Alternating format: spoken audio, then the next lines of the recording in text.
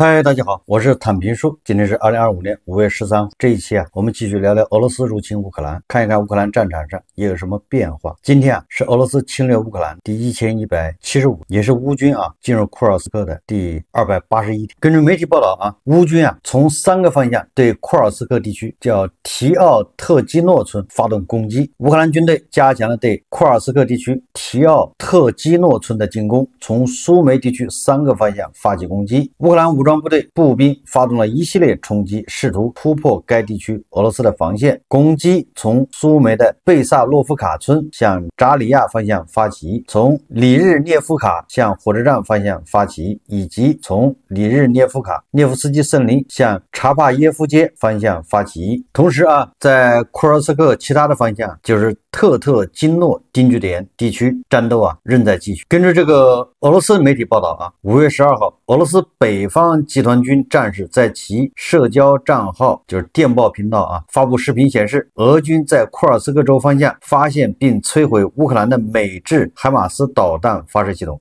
据悉，此前正是这套导弹发射系统袭击了库尔斯克州雷利斯克市。5月12日，当地媒体报道，库尔斯克州的雷利斯克市已遭到海马斯的导弹袭击，此次袭击造成3人受伤，一家旅馆和洗车房严重受损。什么意思呢？这个是俄罗斯的这个北方集团军的一个战士在电报频道上发的一个视频，说他们摧毁了一辆这个乌军的海马斯在这个库尔斯克。这至少说明俄乌双方在库尔斯克还是大打出手也说明这个普京和格拉西莫夫宣称的将乌军赶出了库尔斯克，这个似乎又被打脸。实际上在库尔斯克前线，乌军出动米格29战机掩护地面部队推进，目前已经重新控制了苏贾市西南方向大片区域。乌军当下正分兵2路向辛普特和乌尔菲诺推进。在别尔格莱德前线呢，俄军第34摩步旅败下阵后，目前顶替34摩步旅能战的是俄第15海步旅，双方正在波波夫卡村以北激战，也就是在别尔格莱德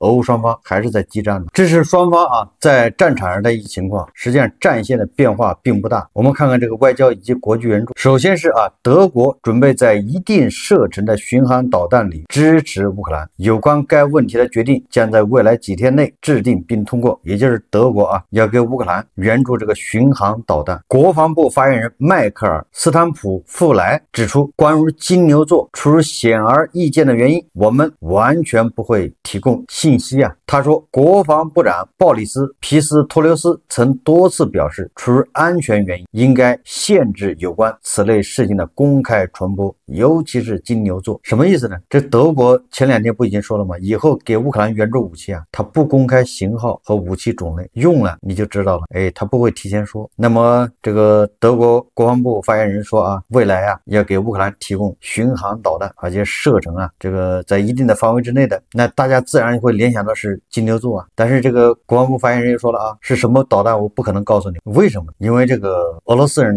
对金牛座是非常紧张，高度紧张，因为这个金牛座对领导不太友好，因为它是精准打，专门打击这个地下掩体、地下工事，也就是你躲在什么地堡里恐怕都够呛，而且它是精准打击，所以说这个引起了俄罗斯这个高层的这个强烈反对和愤慨而且扬言如果你德国敢给乌克兰援助金牛座，那么就视同德国参战，大概这意思。所以这个德国出台一个政策给乌克兰援助武器不告诉型号和这个种类，等你用了，等你挨炸了你才知道。这个好给这个让乌克兰对俄罗斯打击是出其不意的。这个英国《泰晤士报》10日报道说，英国军方正在向乌克兰军队提供宜家风格的模型诱饵，让这些诱饵看起来像防空系统或者是坦克等武器，以诱骗俄军袭击假目标或者达到夸大乌军前线现代装备数量的目的。也就是英国向乌克兰提供那个假武器就是武器模型吸引这个俄军来轰炸，消耗俄军的弹药。通过输送假武器，英军想让俄方认为英国向乌克兰运送的武器要比实际的多，这样俄军就可能会会消耗资源袭击这些廉价的假装备，从而保全真正的装备。英国皇家空军一名少校洛里·西姆纳说只要能让前线的武器数量看起来更多，对我们来说都是有利的，也就是欺骗这个俄军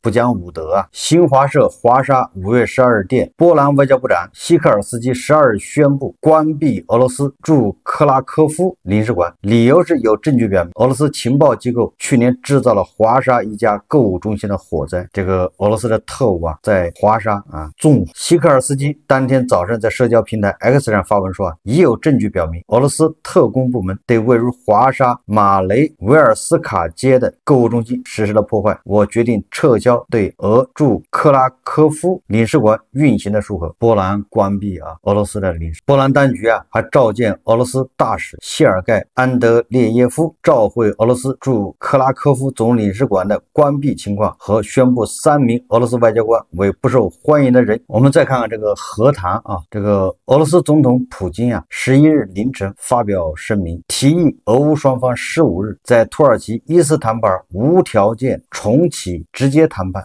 这个事情来龙去脉昨天咱们也说了，先是这个复活节普京提议停火24小时还是36小时好，到了这个俄罗斯的胜利日8月9号这个俄罗斯要摆席对吧？要请人吃饭，请人吃席，所以他又提议停火36个小时。虽然在这个1个月之前，乌克兰在美国特朗普的这个建议之下无条件停火1个月，但是这个普京不予理睬，他有他的想法。那么在这个胜利日停火36小时之后这个泽连斯基顺势就提出5月12号开始停火30天，无条件停火。结果这个普京他不接招，他又提出了新的要求。5月15号，俄乌双方在伊斯坦布尔直接会谈，重启2022年这5月份俄乌双方在伊斯坦布尔在土耳其的这个会谈。结果这个乌克兰的总统泽连斯基也很硬气当天晚上他就表示，乌方期待12日起俄乌双方实现全面持久停火，乌克兰准备好接受任何形式的谈判，他将于15日前往土耳其，并期待与俄罗斯总统普京会面。这个泽连斯基很厉害当场就将了普京一句，你不是要和谈吗？先12号停火，15号我在伊斯坦布尔等着你。这个泽连斯基还说他将期待与普京会面。就我在想吃瓜群众其实也非常期待泽连斯基和普京会面两个人面对面。我们要验证一下加特老师说的到底是对的还是他胡编的。就是说泽连斯基不敢看普京的眼，就我们到时候要看一看泽连斯基到底敢不敢看普京的眼。这个泽连斯基回应之后我们再看看其他国家首脑对这个事情的看法。首先俄罗斯外交部发言人扎哈罗娃他在接受采访时表示，乌克兰当局没有认真阅读俄罗斯总统普京关于谈判的讲话。扎哈罗娃指出普京总统的表态非常明确，即首先应就冲突的根本原因进行谈判，然后才可以讨论停火问题。他强调，全球众多政治人物和媒体都对普京总统的立场表示关注和支持，但乌克兰领导层似乎对普京总统声明的原文以及外界评论读得非常不仔细。这个扎哈罗娃不止一次的指责乌克兰总统泽连斯基还有其他的国外领导人对普京的讲话学习的不够认真。我记得有一次就是俄罗斯不是更改他什么核学说嘛，改完这个大家没人搭理，然后这个俄罗斯外交部的这些人就觉得很憋屈就是我们搞了这么大一个动作，本来想恐吓一下全世界的，结果没有一个国家搭理，那不是白改了？本来改完这个时间想吓唬吓唬你这美西方，尤其是这个什么德国波兰这个，哪知道改完之后没人搭理，所以这个扎哈罗娃很抱怨就是这个你们居然对普京这个最新指示不学习。你看今天他又指责说乌克兰人泽连斯基对普京的讲话没有认真看，也就是一个国家自大到这种程度，对吧？你普京的指示是你俄罗斯的，你有啥权利要求别的国家也去认真学习？天天晚上还学习普京的最新指示，就让人笑。就俄罗斯人那些是五夫一娃一金每天前言不搭后语，对吧？每天早上喝那么多早酒，然后说的话还让你要学习。我们再看看这个特朗普他是怎么表态的在得知普京要求5月15号要跟乌克兰直接和谈，这个特朗普他就在他的真相社交上又发那个指示说特朗普敦促乌克兰应该立即同意在土耳其举行会晤，他说至少他们能确定是否可能达成协议，如果不能，欧洲和美国也会知道进展并采取相应行动。我开始怀疑乌克兰是否会与普京达成交易。这个特朗普说但我现在开始怀疑乌克兰是否真的能够与普京达成协议。毕竟普京现在正忙着庆祝二战胜利日，而那场战争没有美国的帮助，根本不可能打赢，连边儿都够不上。现在就去见面谈判吧。这个特朗普这话说的没错啊，如果没有美国的参与，那二战什么结局啊？确实连边儿都够不。特朗普啊，要求泽连斯基15号，也就是说乌克兰要跟俄罗斯谈判，但是泽连斯基很痛快啊，你俄罗斯12号停火，我15号在伊斯坦布尔等普京。不能不说啊，特朗普这一招啊还是比较高的。你看看啊，整个事情乌克兰要求先停火后谈判，这个普京要求先谈判后停火，不管他们怎么扯啊，是不是特朗普美国他已经置身事外了？这和这个几天前呢，就特朗普刚上台刚担就任总统之后啊，那个表现完全特朗普刚上台之后啊，他的表现是由他来强力的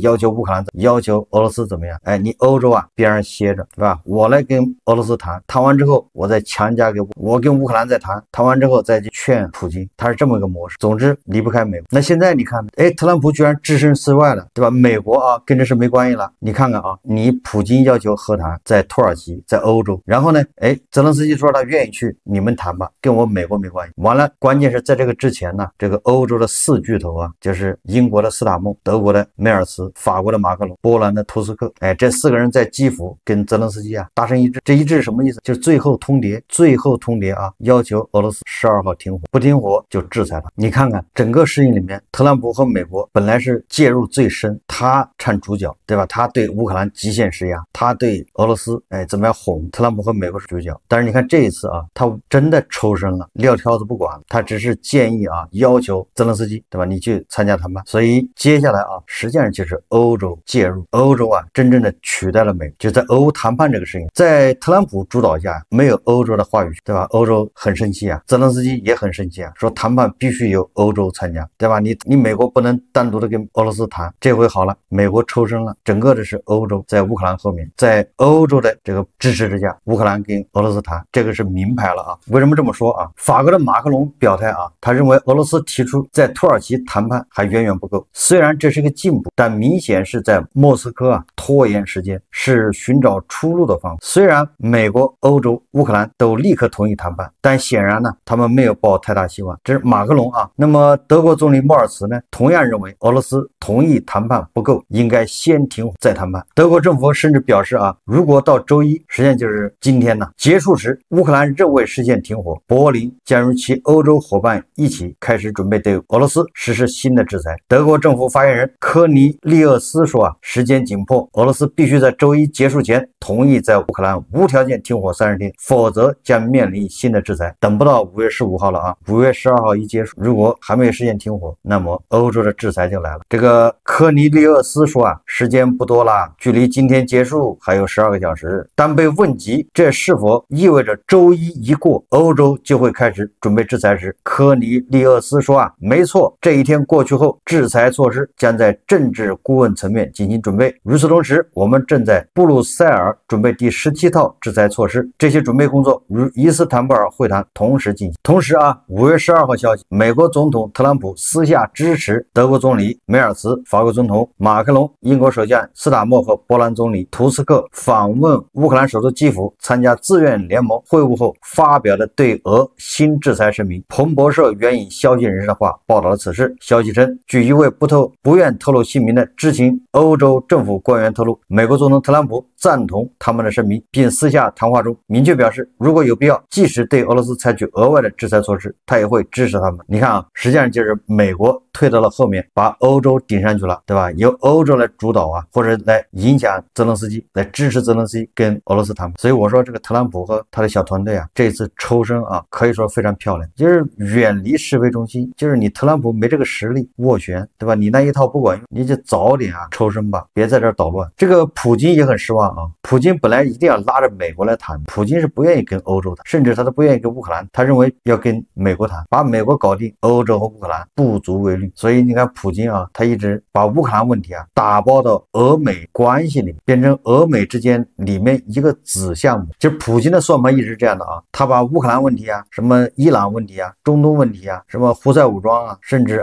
叙利亚等等，把这问题都打个包。这是俄罗斯跟美国之间的关系，俄美之间合作，这是普京的如意算盘。结果美国人说这事跟我没关系了，我这个不管了。你看欧洲人在管，欧洲人在给你提条件，欧洲人在最后通牒，我只不过是支持欧洲人，对，我也同意。你看就是特朗普啊和他的小团队烧到后面去，把这个他一闪，把欧洲给让出来了。现在局面就这么个局面啊。接下来即便谈判啊，那也是特朗普只是在那吆喝，他已经不使劲了，不出力了，那就是德国、英国、法国、波兰他们在后面支持泽连斯基跟普京的博弈啊，就这么个局面啊。美国啊，你可以把它理解成是英法德波兰的后盾。英国的《泰晤士报》啊，援引接近俄罗斯代表团的消息人士报道，俄罗斯总统普京计划在2025年5月15日于伊斯坦布尔举行的即将进行的会谈中提出严厉条件，实际上要求乌克兰投降。据报道，莫斯科坚持要求在基辅更换政权，乌克兰完全拒绝加入北约，以及领土让步，包括承认克里米亚、赫尔松、扎波罗热地区、卢甘斯克人民共和国和顿涅茨克人民共和国为俄罗斯的一部分。这些要求与基辅的立场形成鲜明对比，使得谈判前景极为不稳定。乌克兰总统泽连斯基坚持从5月12日开始实施为期30天的停火作为强制性条件，这一要求被莫斯科拒绝。俄罗斯外交部发言人扎哈罗娃强调，俄罗斯认为优先讨论冲突的根本原因是当务之急。泽连斯基的这个立场依然强硬，泽连斯基愿意参加谈判，但要求俄罗斯军队完全撤出并恢复乌克兰领土完整，这与莫斯科的要求相矛盾。根据法兰克福汇报报道，德国正准备向乌克兰供应约100枚金牛座导弹，这显然会增加乌克兰军队的立场。你说，即便5月15号在伊斯坦布尔俄乌之间会谈，你能说谈出什么个结果？我们再看5月11日，利奥14世主持了他就任教皇后的首场主日祈祷。在这个祈祷中利奥14世谴责了俄罗斯对乌克兰发动的这场战争。他说这场战争影响全世界的非常严重的问题，是真正的帝国主义侵略。他说，在我看来，这场战争是一场真正的帝国主义侵略。俄罗斯想要征服领土，是出于权力和自身优势的考虑，因为乌克兰的战略位置以及乌克兰在文化、历史和工业方面对俄罗斯的巨大价值。事实已证明，乌克兰正在发生反人类罪行，我们必须向上帝祈祷和平，但我认为我们也必须更加清醒。他说，甚至我们国家的一些政治家也不愿意承认这场战争的恐怖以及俄罗斯在乌克兰的所有行动造成的罪行。我认为我们都必须大力坚定促进和平，放下武器。今天他说，我们不能再用武器来解决问题，我们必须寻找其他方法。上帝保佑，至少在目前，所有这些暴力都将暂停，无论是因为圣周还是因为这么多无辜的人正在死去。利奥14世和这个前任方济各所谓的中立说辞鲜明对比。天主教的教皇实际上跟这个乌克兰所信奉的东正教它是两个教派，就是完全不是一码事。也就是新任教皇谴责俄罗斯侵略乌克兰。最后我们再看看俄罗斯国内俄罗斯的经济重回苏联计划经济。为什么这么说呢？根据这个媒体报道俄罗斯国内土豆的价格涨了300%，达到120到130卢布1公斤。原因是什么？是因为作物腐烂，种植面积减少，进口禁令断供。这个波兰和荷兰这个因为不是禁令嘛，不给俄罗斯提供这个种，而俄罗斯自己的这个马铃薯的种子抗病这个性能比较差，成活率低。考虑到这个土豆的价格还在涨，所以俄罗斯政府打算控价。13个行业协会警告，担心导致苏联式短缺、黑市计划经济回归，农业机械价格飙升40%到60%，农民利润薄，贷款难。俄罗斯的这个贷款利息都已经20%几了，你贷款去种地，你怎么可能赚那么多钱呢？利息都还不起。部分你卖，也就是很多俄罗斯的农产主要破产了，农业部长推国产种子效果差，粮食安全堪忧。这个不光是俄罗斯缺土豆连这个白俄罗斯也缺这个土豆。根据法国《世界报》报道，土豆已成为白俄罗斯的稀缺商品。今年1至3月，土豆价格上涨了10%，达到每公斤500俄罗斯卢布，并且市面上能买到的土豆质量较差。这个白俄罗斯可是土豆那个产量大国在这个卢卡申哥坚持不懈的，对吧？长年累月的服务之下，白俄罗斯连国家的这个以前最富有的最多的土豆现在都难以保证。所以我们一直说时间呢不在俄罗斯那边，不在普京那边，时间在乌克兰这边，越拖对俄罗斯越不利。好，这期节目我们就聊着，感谢大家。如果喜欢我的节目，欢迎订阅转发，也可以在下方留言评论，谢谢大家。